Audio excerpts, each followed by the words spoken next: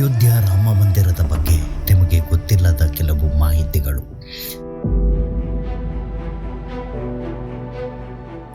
1528ರಲ್ಲಿ ಮುಘಲ್ ಚಕ್ರವರ್ತಿಯಾದ ಬಾಬರ್ ರಾಮ ಮಂದಿರದ ಸ್ಥಳದಲ್ಲಿ ಬಾಬರಿ ಮಸೀದಿಯನ್ನು ನಿರ್ಮಿಸಿದ್ದನು.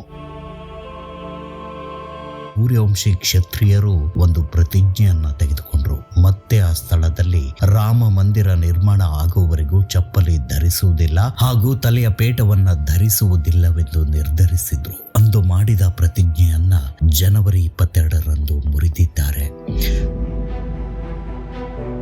1949ರಲ್ಲಿ ಮಸೀದಿಯಲ್ಲಿ ರಾಮ ದೇವರ ಮೂರ್ತಿ ಸಿಕ್ಕಿದ್ದು ಹಲವು ಸಂಘರ್ಷಗಳು ನಡೆದವು. 1992ರಲ್ಲಿ ಮಸೀದಿಯನ್ನ ನಾಶ ಮಾಡಿದ್ರು. 2003ರಲ್ಲಿ ಭಾರತೀಯ ಐತಿಹಾಸಿಕ ಸರ್ವೆ ಮಂಡಳಿ ಮಸೀದಿ ಕೆಳಗೆ ರಾಮ ಮಂದಿರ ಇದೆ ಎಂಬ ಸಾಕ್ಷ್ಯವನ್ನ ಹುಡುಕಿದ್ರು. 2019ರಲ್ಲಿ ಕೊನೆಯ ತೀರ್ಪನ್ನ ನೀಡಿದ್ರು. ಈ ವಿವಾದವನ್ನ ಸುಪ್ರೀಂ ಕೋರ್ಟ್ನಲ್ಲಿ ಕೆ ಪರಸರನ್ 4 ಗಂಟೆಗಳ ವಾದದ ನಂತರ ತಮ್ಮ ಪರ ಇತ್ಯರ್ಥಗೊಳಿಸಿಕೊಂಡ್ರು.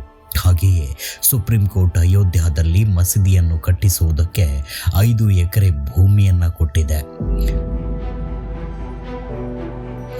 ರಾಮ ಮಂದಿರದ ಸುತ್ತಳತೆ 70 ಎಕರೆಗಳಲ್ಲಿದೆ. ಮುಖ್ಯ ಮಂದಿರ 2.7 ಎಕರೆಗಳಲ್ಲಿ ಕಟ್ಟಲಾಗಿದೆ. ಇದರಲ್ಲಿ 3 ಅಂತಸ್ತಿನ ಗೋಪುರವು ಗಮನಾರ್ಹ ಹಾಗೂ 392 ಪಿಲ್ಲರ್ಗಳು, 44 ಬಾಗಿಲುಗಳು ಮತ್ತು 12 ಮುಖ್ಯ ದ್ವಾರಗಳನ್ನು ಹೊಂದಿದೆ.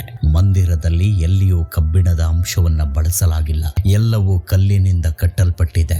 ಎಕ್ಸ್ಪರ್ಟ್ಗಳ ಪ್ರಕಾರ ಮಂದಿರವು ಮುಂದಿನ 1000 ವರ್ಷಗಳ ಕಾಲ ದುರಸ್ತಿ ಕೆಲಸವೇ ಬರುವುದಿಲ್ಲ. ಭೂಕಂಪಗಳು ಈ ದೇವಸ್ಥಾನವನ್ನ ಏನೂ ಮಾಡಲಾಗದು. 6.5 ಮ್ಯಾಗ್ನಿಟ್ಯೂಡ್ನ ಭೂಕಂಪವನ್ನ ತಡೆಯಲು 14 ಮೀಟರ್ ಉಳ್ಳ ಕಾಂಕ್ರೀಟ್ ಫೌಂಡೇಶನ್ ಬಳಸಲಾಗಿದೆ. ಪ್ರಾಣ ಪ್ರತಿಷ್ಠಾಪನೆ ಎಂದ್ರೆ ಒಂದು ವಸ್ತುವಾದ ಕಲ್ಲಿನ ಶಿಲೆಗೆ ದೈವಿಕ ಶಕ್ತಿ ಹಾಗೂ ಜೀವವನ್ನ ನಮ್ಮ ಹಿಂದೂ ಸಂಪ್ರದಾಯದ ಪೂಜಾ ವಿಧಾನಗಳ ಪ್ರಕಾರ ರಾಮ್ ಲಾಲನಾಗಿ ಪರಿವರ್ತಿಸುವುದು.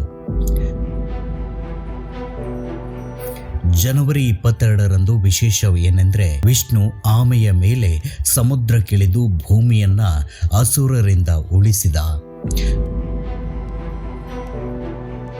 ಜನವರಿ 18ರಂದು ರಾಮ್ ಲಾಲನನ್ನ ಗರ್ಭಗುಡಿಯಲ್ಲಿ ಪ್ರತಿಷ್ಠಾಪಿಸಲಾಯಿತು.